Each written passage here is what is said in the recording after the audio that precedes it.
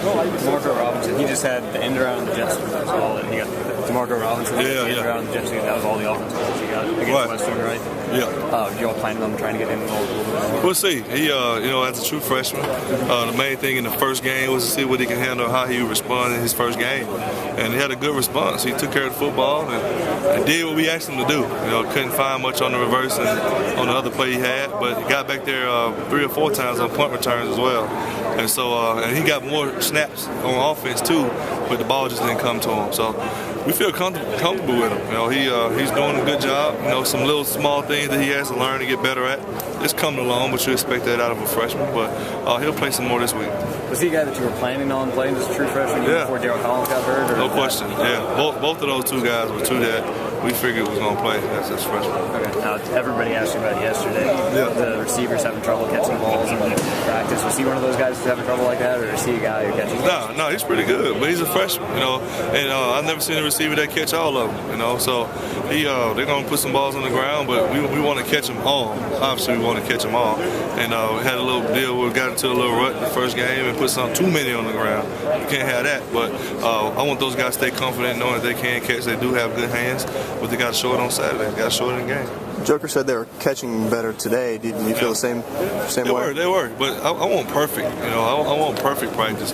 But you can't be perfect. But at the same time, when the big plays come to us, the no-brainer ones, we got to catch those and go score with them. And so today was a better day, but we still put a couple balls on the ground. Got to fix that. I've been on those guys. I've been challenging them to come out and have the best practice that they can have. And fundamentally, they've been getting better. So I just look forward to seeing how they respond from people kind of being on them, taking the pressure, not losing confidence, and coming out Saturday and have a good showing. Do you think that motivates them, that negative attention? Yeah, my guys are strong. You got to think all of them had played quarterback. This is really a lot of the first times playing wide receiver. And so they can handle the pressure. And I like the way they responded. Really, Lerod in general. Lerod really knew he had 2 catches no routine catches that he normally makes. And he finished the game off strong, but I want him to start and play the whole game. He had 57 plays. That's the most plays Lerod has ever had in the game.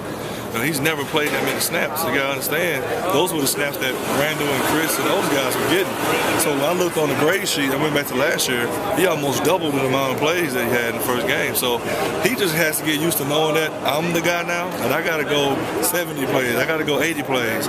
And mentally, you can't take a play off, whereas in the past, he may be on the bench for 3 plays or 4 plays before we call him back out there. Now, you're the guy that's going to be out there. You got to be on every play. And that's something that Matt Rourke is getting used to. It's something that all of them get used to.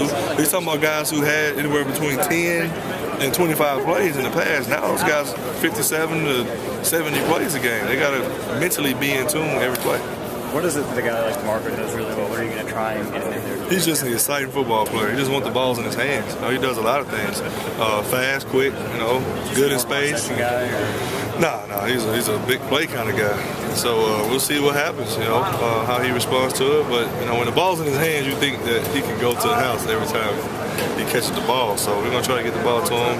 And we're not going to try to design things for him. We're going to let him play within the system and see how the ball goes to him and see what he does with it. How's Darryl Collins? You all heard him?